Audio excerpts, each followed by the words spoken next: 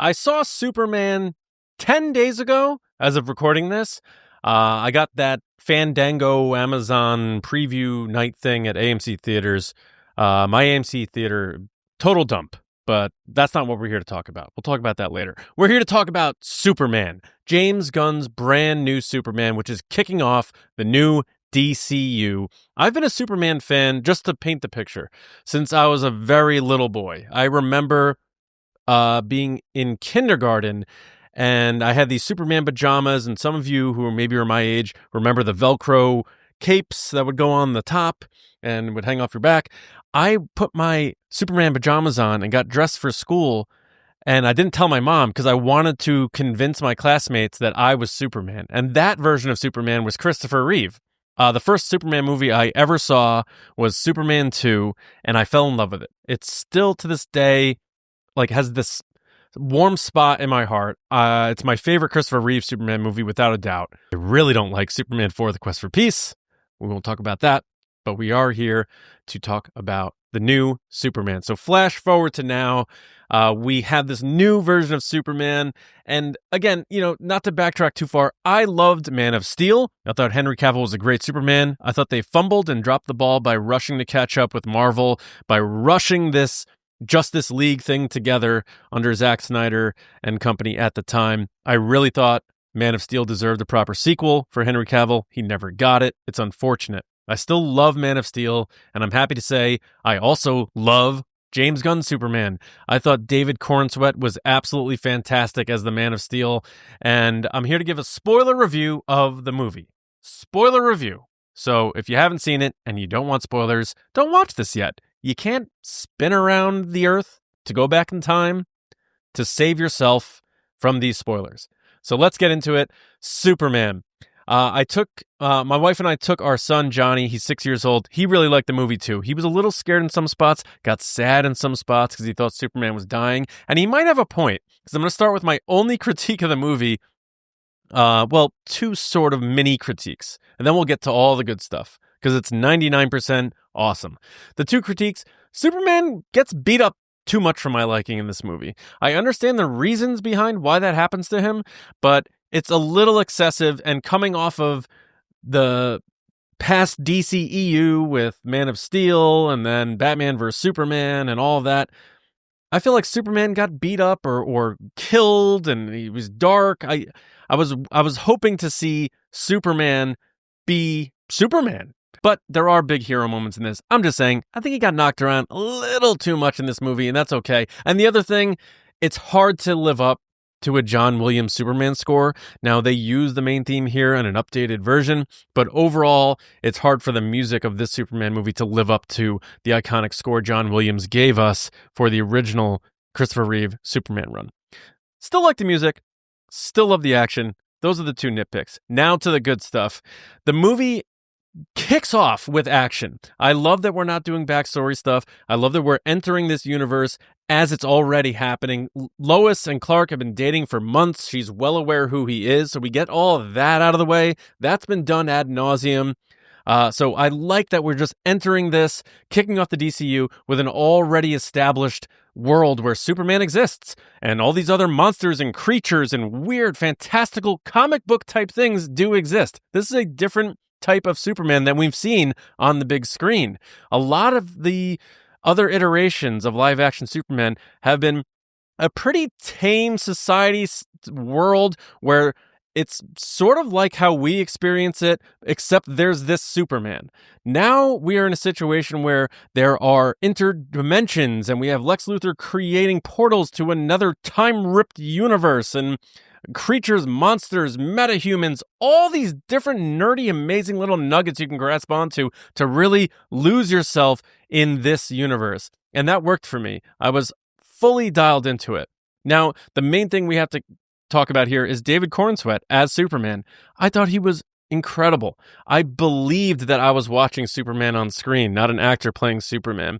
I love the fact that we have a hero that is so entrenched in goodness and unwavering goodness that he's even saving squirrels. He's saving children. He's saving anything that is a life because he believes in saving people. He believes in life. He believes in goodness and helping people. And as Christopher Reeve said, the most important lesson to learn about Superman is that he's a friend.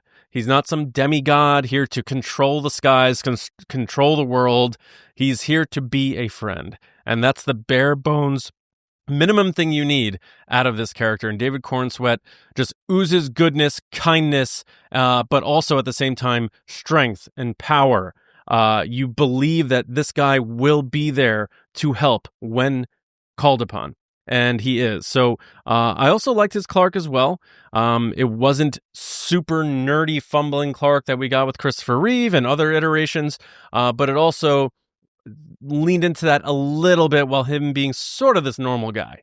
I was totally fine with his portrayal of Clark, and I also like the fact that they just had to do something to explain why people, especially these reporters and investigative journalists that he's surrounded by at the Daily Planet, how they wouldn't know that he's Superman, and they just use a simple fantastical trick with hypno glasses that when people are looking at him, they're not seeing the face of Superman. It's not clicking with them.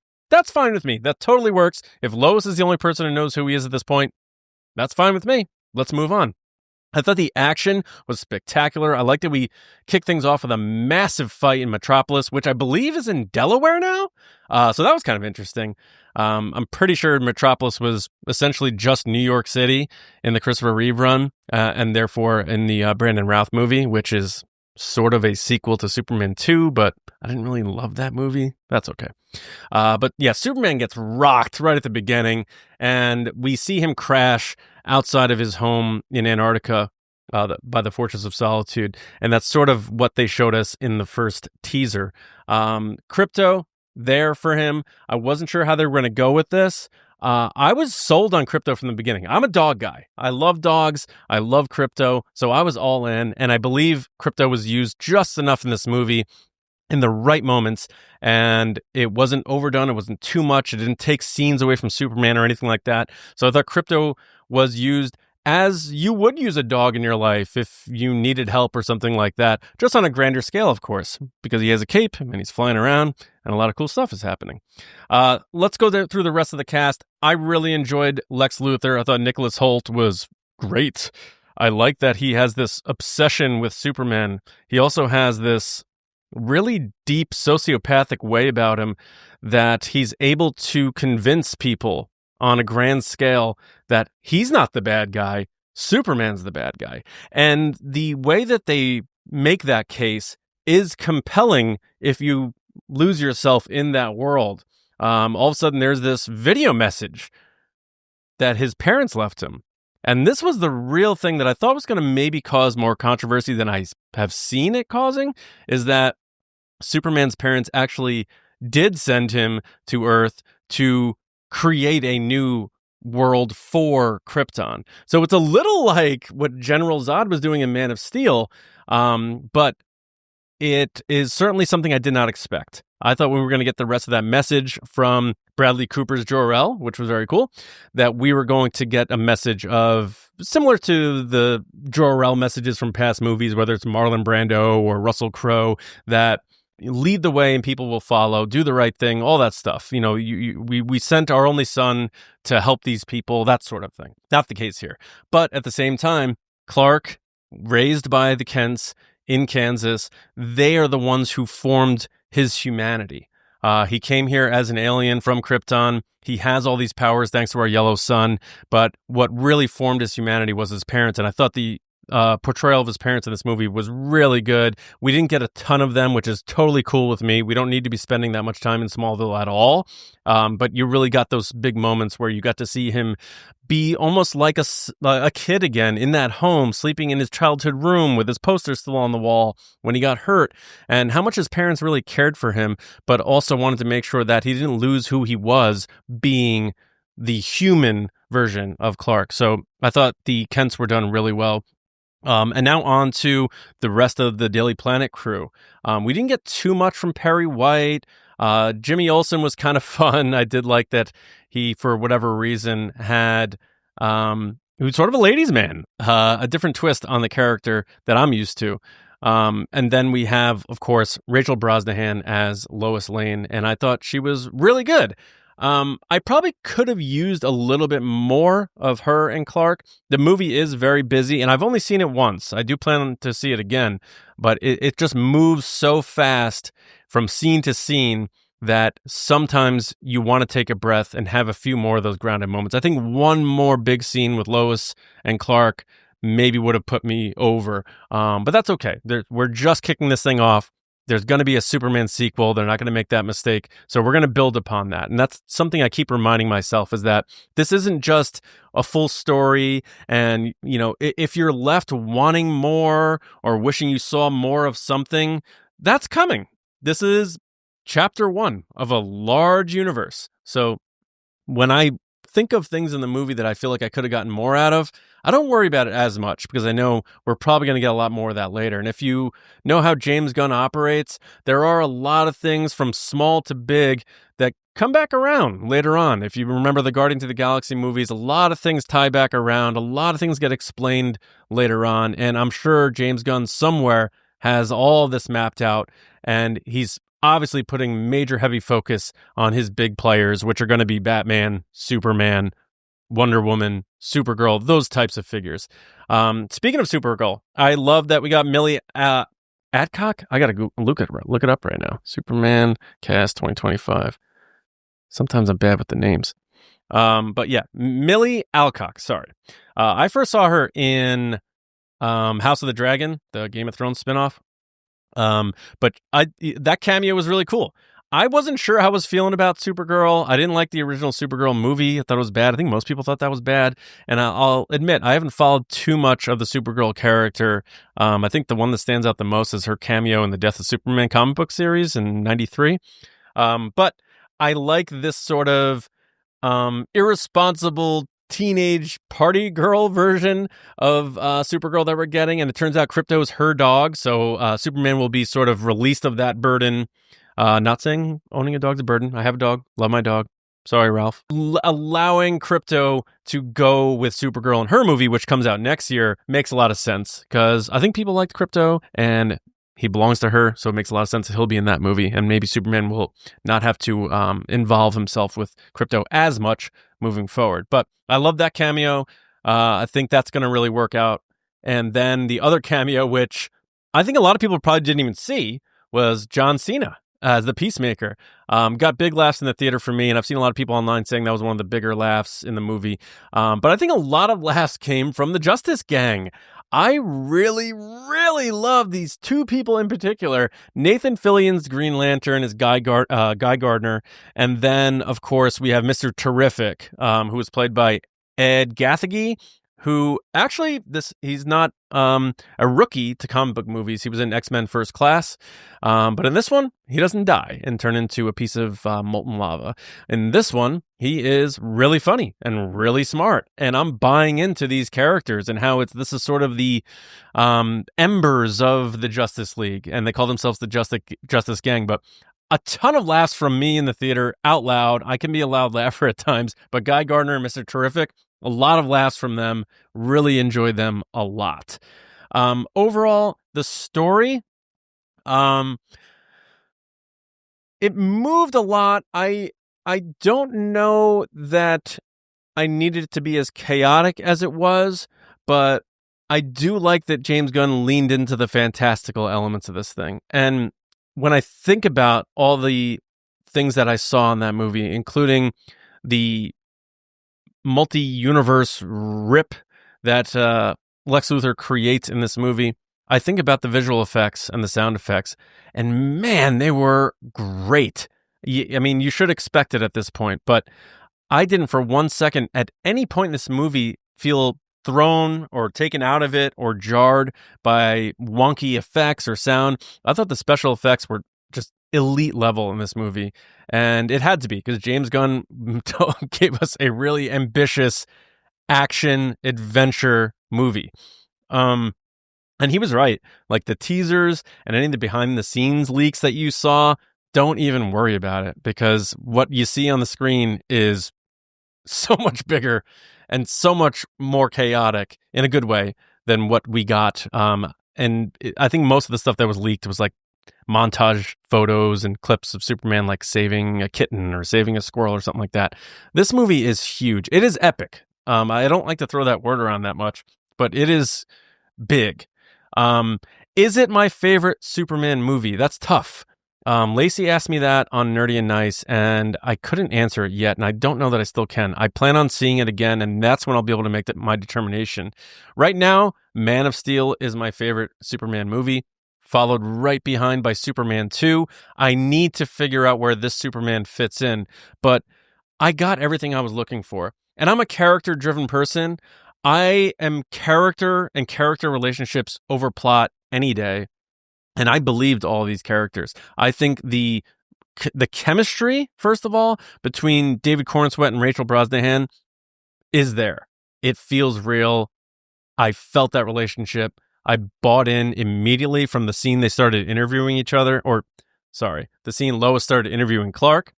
I really bought into that relationship, and I feel like maybe they could have leaned into it a little more, but I think that's going to come later. There's going to be a situation where Lois is in really big trouble at some point, I think, and maybe that comes in the sequel, because I didn't really feel concern for Lois in this movie the way I've been used to being concerned for Lois in other Superman movies. Usually there's often a situation where Lois is in a really tight spot. Granted, she often puts herself in those tight positions, but in this movie, I feel like she wasn't in that much danger, if I try to remember correctly. But anyway, overall, I thought this movie was fantastic, and I need to see it again because it does move a lot. There is a lot going on, a lot of huge action sequences, a lot of characters too. I mean, you have Anthony Carrigan from Barry as Metamorpho. I thought that was a really well done character. It almost felt like the CGI and visual effects for that character were like Jamie Foxx's character in The Amazing Spider-Man 2, just a bit better. I thought, you have Cat Grant in there by Michaela Hoover. You have Hawkgirl. Just so many characters throughout this. The one character that did bother me a little was Tessmacher, Eve Tessmacher in this. I thought it was a little too on the nose in terms of, she's taking all these selfies and she's always popping up and she's always a little aloof. And that is very Tessmacher, if you remember Ms. Tessmacher from the original movies and in the comics. But how they turn it around, where it turns out all the selfies she's taking throughout this movie are doing sort of reconnaissance against Lex Luthor, and then she's feeding that information to Jimmy Olsen, who she's obsessed with and in love with. It's a little too intimate. It makes everything feel a lot smaller. How did she meet Jimmy Olsen? How'd they really get involved and all that stuff? So that was a little stretch for me. That was the one character I was like, I'm not so sure about that one. But overall, with the amount of characters that they have loaded into this, they do a really good job of developing all of them. I know exactly where Guy Gardner and the Justice Gang stand. I can see how that's going to eventually form into the Justice League once Superman gets a bigger influence, maybe less killing, that type of thing. But also from the standpoint of Clark's relationships, there's a lot of people that they had to show us where he stood with. Again, I brought up his parents. I thought the Kents were really well done, small doses.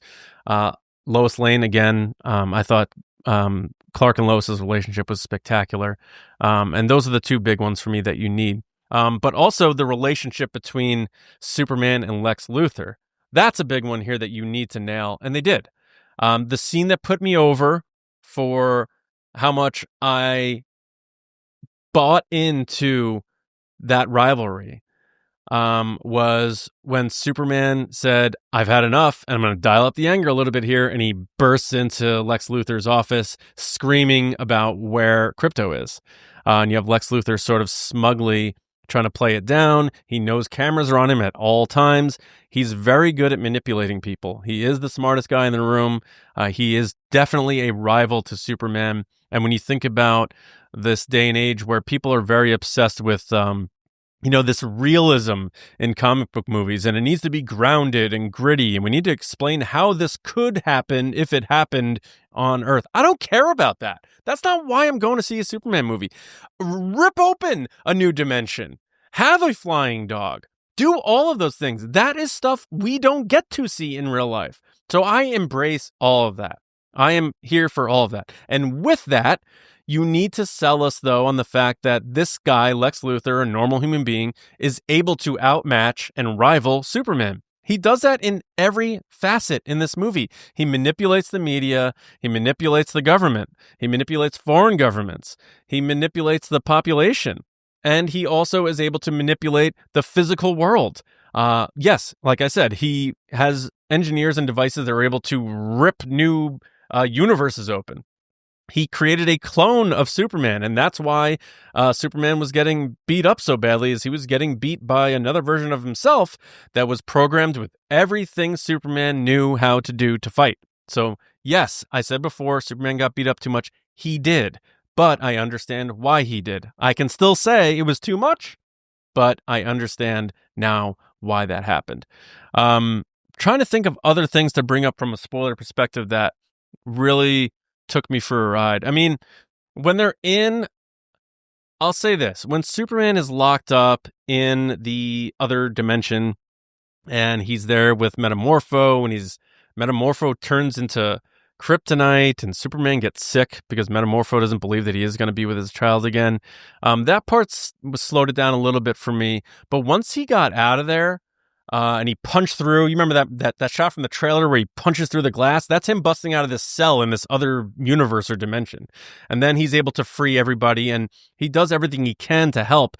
But ultimately, he knows that he has to save the ones who are closest to him. The visual effects in that other dimension or world were just otherworldly. Thank you. Absolutely great. I enjoyed every part of that, and I can't wait to see more from Superman. So for me, to be determined on whether this is my favorite Superman movie, but I am happy to say that this is a really, really good movie, possibly great. I have heard people saying on their second watch it's even better. I'm expecting that too. Sometimes it takes me a little while because I get so, like when I watch a movie, I get so lost in what's going on that I sometimes don't pay attention to all the little meticulous things, but I'll close out just by saying thumbs up from me. I am very excited to hear that Superman is doing well. Critics seem to like it. Audiences seem to like it. And they got a fan in me here. I am all aboard the DCU. I'm all aboard James Gunn's vision for this. And I think David Corenswet is going to be a long-time legacy great Superman. And I can't wait. So I hope you enjoyed my spoiler review of Superman, and let me know in the comments what you think about the movie, and we'll talk soon. See you around, kids.